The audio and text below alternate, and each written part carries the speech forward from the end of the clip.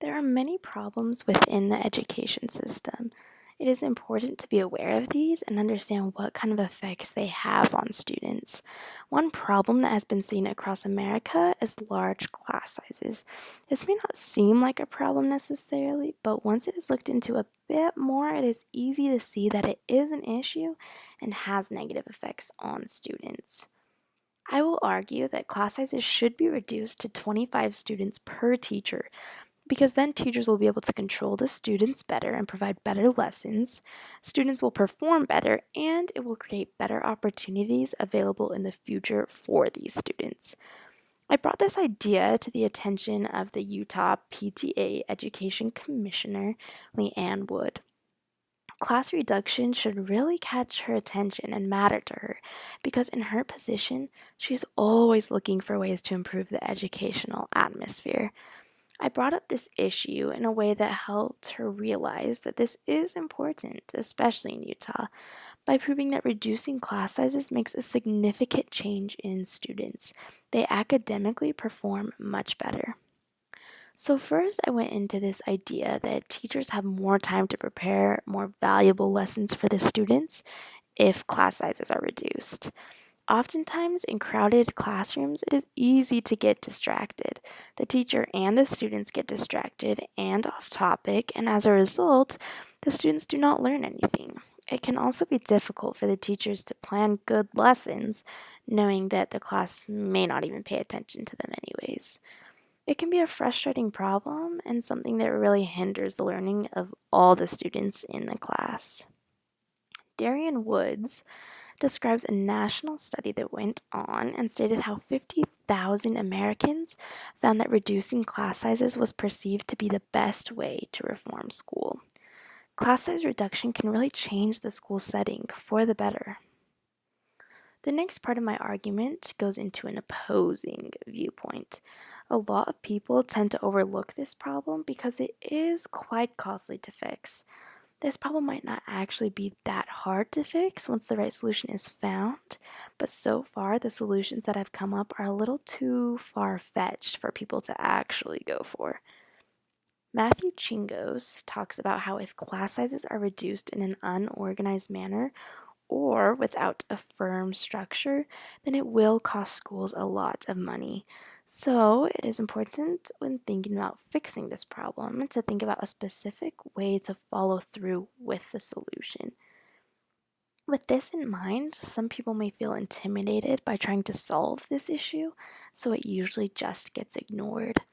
Chingos also brings up that large scale solutions that would be needed to solve this issue would simply not work because it is so expensive and the outcomes are just not worth it.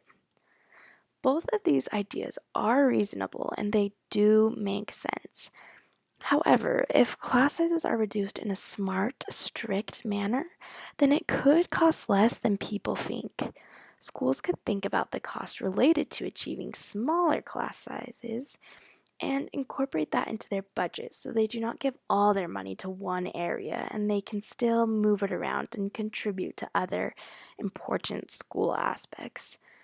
Also, ideas have been thrown out that not making a change and not reducing class sizes actually costs more than not fixing it.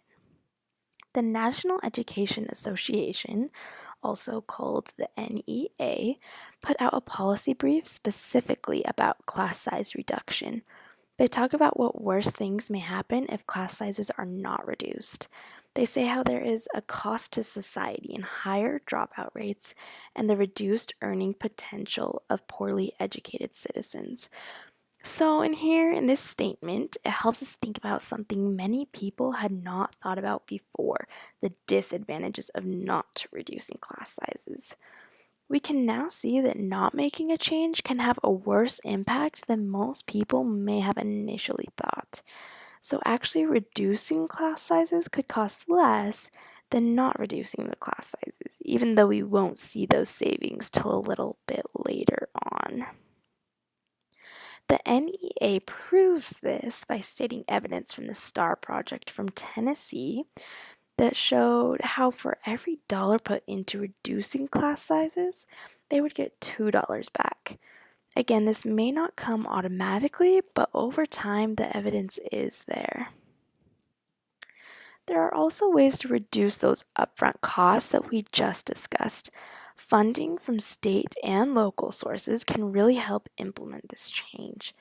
Multiple schools across America have already done this, and with the helpful funds, they are able to succeed and make this change. I think a lot more companies and individuals would be willing to donate if they understood what a great of a change would come from this and how it would help build a better future. Donations could make a huge impact.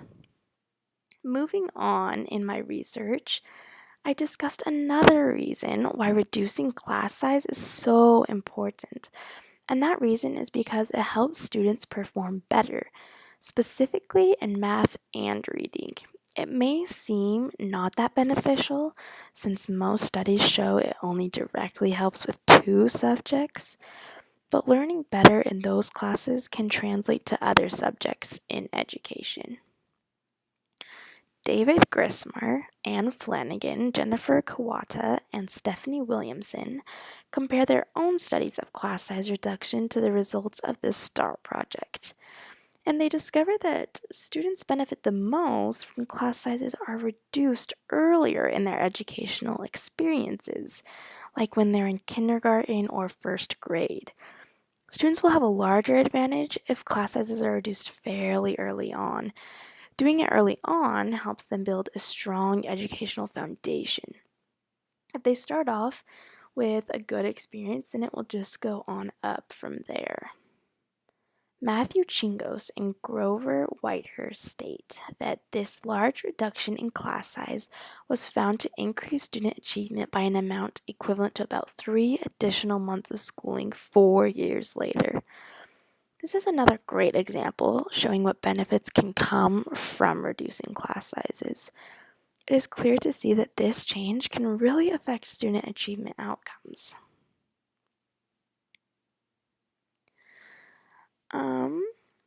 So now, the last main reason that class sizes should be reduced is because when they are reduced, students can learn in a better setting and ultimately create better outcomes for their futures. This includes earning more money, getting a career that actually interests the student, and developing greater decision-making skills. This is an important reason to look at because it shows that reducing class sizes not only helps in a school setting, but will also help the students with their whole life after education. Peter Fredrickson and some others talk about how students who have been in smaller class sizes tend to go through some more schooling later on. This is probably due to the fact that they learn how important schooling is and they understand how to learn and accomplish things without being completely stressed out all of the time. And the more schooling a person goes to, the more likely that person can obtain a better job compared to if they had not gone through all that schooling. Employers look at how much schooling future employees have gone through, so it would be a good advantage to have that extra schooling. Employers also often look for well-rounded individuals, which is easiest to come by with those that have attended general education courses in college, which are meant to help the student become well-rounded. More well-educated individuals will get the job than those who are less qualified.